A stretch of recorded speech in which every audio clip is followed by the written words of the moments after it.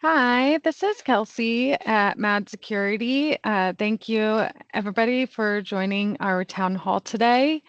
We're going to be covering some topics around aligning contract commitment to compliance success. So whether you're a prime, a sub, a supplier, or in the vendor chain, this is a great place for you to be, come as a resource to really see what your obligation is going to be on CMMC compliance fulfillment.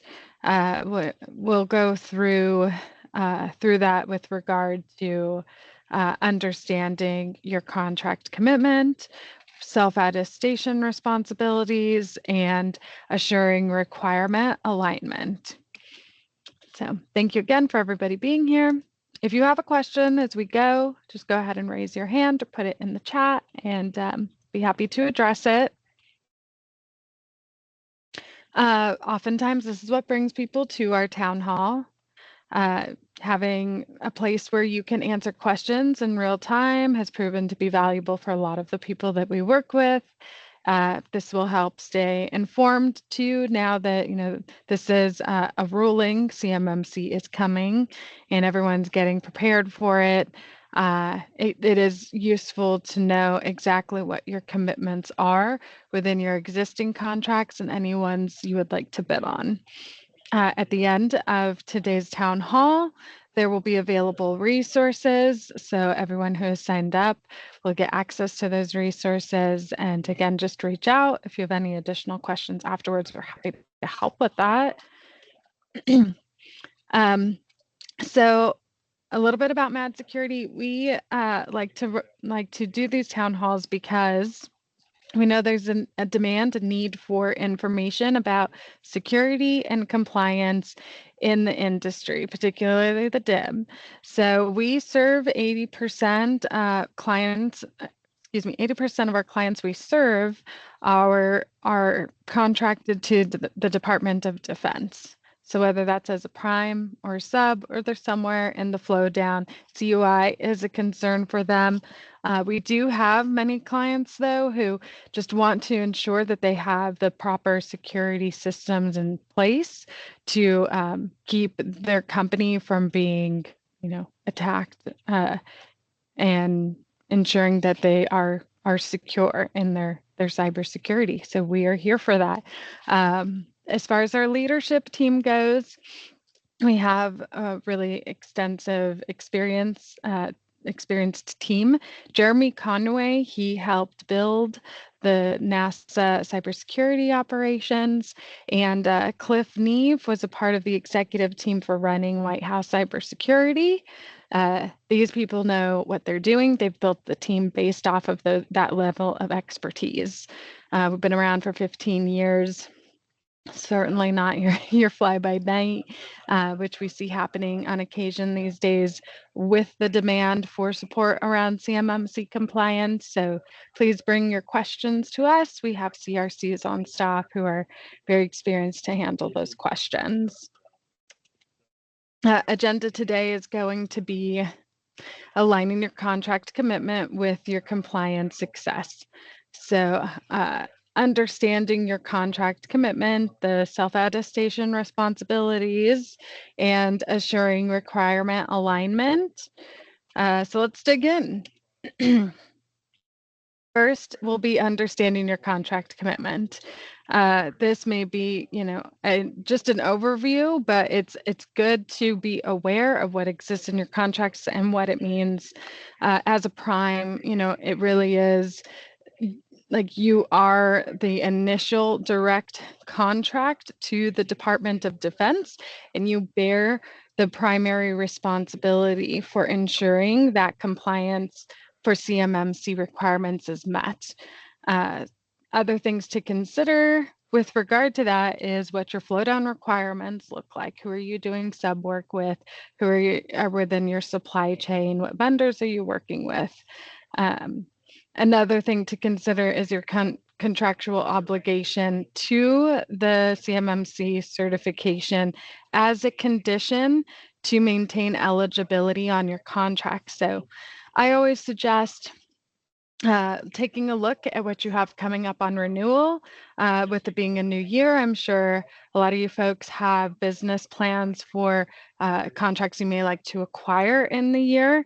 What do those look like? What kind of expectations do they have? Is the company well set up to fulfill those expectations and be awarded those contracts? Security oversight as a prime. There is an expectation that you set the standard for everyone who you're working with to get that flow down on security. So your subs, your supply chain, you can really act as like the person who sets the stage for what their cybersecurity compliance should look like. Conduct those regular reviews of your subcontractors and their security practices, and verify that they're compliant if you're going to be doing work with them, because you are responsible for that. Additionally, documentation is crucial, whether you're prime sub supplier within any of these stages doing work with Department of Defense. So maintain those clear records of compliance, evidence, assessments, and your subcontractors' certifications. For subcontractors, what this will look like for you is you're going to have to prove compliance fulfillment as that flow down requirement, adhering to your CMMC level 2 control fulfillments. Now, again, look back on the contracts issued by your prime. But if they're doing work with Department of Defense and flowing down CUI to you as a subcontractor, you will be obligated to meet these CMMC compliance requirements. So in engagements with your prime, what that'll look like is just keeping communication regular, ensuring that there's an understanding between you and your prime on what the expectation is. If you have questions about where and when in your contract you will be held to this requirement, your prime is a great place to go to that. We can also act as a resource to help sort that piece out. In terms of other certifications, you'll want to, or this certification, CMMC, you'll want to obtain and maintain the requirements of the certification for eligibility with your DoD contracted primes or any work that you do as well with the DoD. It is about maintenance, so ensuring that it's not just we do it now, but we promise to continue to meet these expectations. All right, suppliers, vendors. Just like our subcontractors, if you are seeing CUI in your flow down of work, you are subject to CMMC compliance, and you'll want to take a look at what it says in your contracts. If you have that contractual requirement, easy way to know this is if it says NIST 800-171 in your contracts. If you have questions about whether or not you're subject to it, just go ahead and set a meeting with us. We can help you review what your current process is to determine if that is something that you will likely be accountable for. Additionally, you'll want to ensure that you're securing that sensitive information. So we do that, or you would do that through determining your current status on all of your cybersecurity practices, and then implementing or doing remediations where necessary. This will help you get to your certification requirement, which again needs to be obtained and maintained so that you can continue to be eligible within your contracts. A unique call out for suppliers, vendors, it's going to be collaboration with your subcontractors and your primes. Again, continuing regular communication as a supplier is it will be really helpful because it can help you determine in cases where you are and aren't subject to CUI, and what your overall impact will be, the flow down of that whole process. Great to manage that through regular communication with the folks you are doing contractual work with. Now, audit preparation for a vendor supplier, it's pretty typical in terms of what audit preparation looks like for everybody else, for subcontractors and prime. So you just want to get all of your evidence ready that you are compliant and you're prepared for audit. If you need any assistance on really what that entails or on fulfilling your documentation, we're happy to assist with that. That is a part of our services, and we can help provide information as well. All right. I think we covered enough on understanding your contract commitment. Let's check out the next slide we've got here. Okay, self-attestation responsibilities. I'm sure this is a very familiar term for everybody. If you've had NIST 800-171 on your contracts for a while, you know that you've had to have that self-attestation piece. Say, yeah, we're doing all of the compliance pieces. Promise. So you might be familiar with a lot of this. It's good to know, though, how, now that this is like a final ruling, how the initial certification will be impacted and post-certification, so that you can mitigate risk, things like that. Okay, so initial certification is going to include all of the things that you would typically expect, making sure you have that SSP POAM report. You'll want to submit a self-attestation if you haven't already, or if you're requested to within your contracts. Ensure you're meeting all flow down requirements. So really the key here before initial certification is an understanding of where you are positioned in your cybersecurity now. That's really why there's a call out for those SSPs and those POAMs. The SSP says this is where we stand against 110 controls. And the POAM says we have a plan to remediate if we aren't at 110 now. So it provides that reassurance that you are on the path to be certified. Post-certification, it is your responsibility to do continuous monitoring and maintain your systems. So you'll need evidence of that.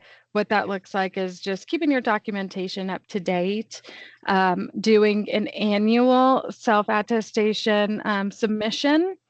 And every 3 years, again, you'll have to do the certification with your C3PAO.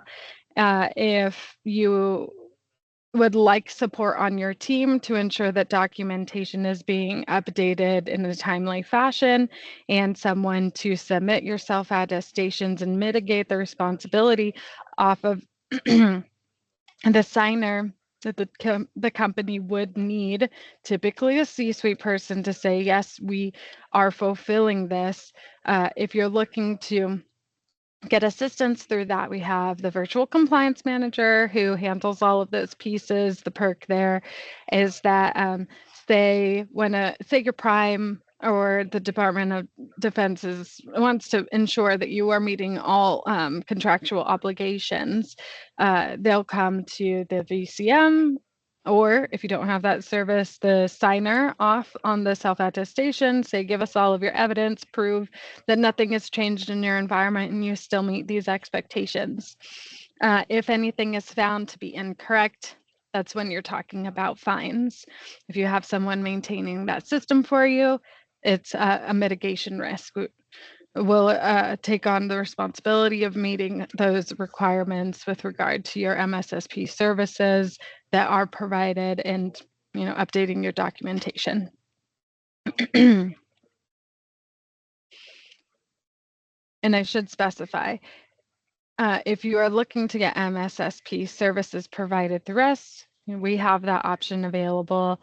But the VCM is there to do just typical document updating and act as an advisor on any areas that could be a potential area of risk should you be asked for your documentation that you are fulfilling all of that. All right, let's go on to the next slide. Assuring requirement alignment. This is really broken out into a few stages. That's the planning, execution, and attainment of your certification.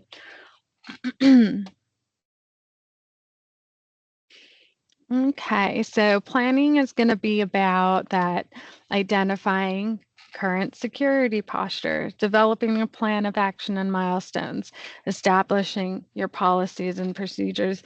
So really knowing how your company operates internally, if you're going to be doing an enclave kind of structure, having that all kind of understood at the planning stage about how you want to proceed with that. The plan of action and milestones, also known as the POEM, is a really great way to ensure that you're moving through the compliance and you're going to be successful in it. So creating that detailed plan to address gaps and really achieve your compliance. And always, it's really crucial to know what your current security posture is, so that you know you're going to get to that 110 score because you know how to get there, based off of what still needs to be met or whatnot. So again, that can be done through different reports like gap assessment, getting an SSP. If you say, for example, your company is managing all of this in-house, you're about to pay $65,000 to do your C3PAO audit, which I think is the average price right now, or the expected price right now. You want to make sure that the score is what you believe it is. This is a great opportunity to do a gap assessment. It is at that stage before you submit all of your paperwork to do your assessment, or excuse me, your audit. That can just be validated 110 score. We are ready. We will be certified. You won't get any surprises. In terms of execution, a couple of good call outs here is, implementing technical controls. What I like to specify around that is, yes, there are 110 controls that need to be met for your security under CMMC. Each of those controls have different objectives within them that need to be met. So there's a lot of nuance. And again, another good reason to have a set of eyes outside of the organization validating what you believe to be true before you pay a bunch of money to get your audit. Documentation, completion, and management process.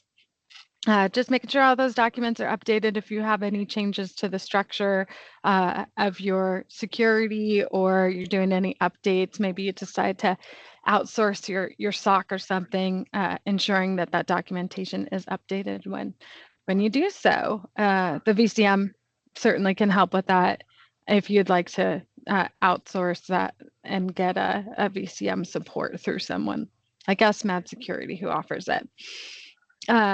Okay, finally, for execution, another consideration is enforcing security and awareness structure, UAT. That's what this is. Just ensuring that your team knows what they should be doing to keep the company secure.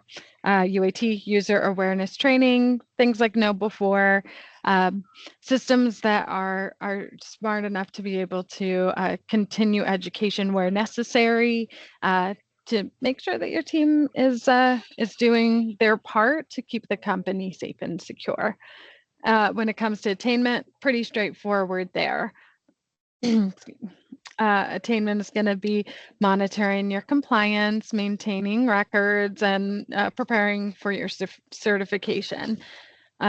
Monitoring compliance means all of those pieces that by this stage you already have in place. So that's going to be SOC, vulnerability management, EDR, making sure that all of that brings you up to 110 score, making any changes in these areas, ensuring that the documentation again is updated for that, maintaining your records on them.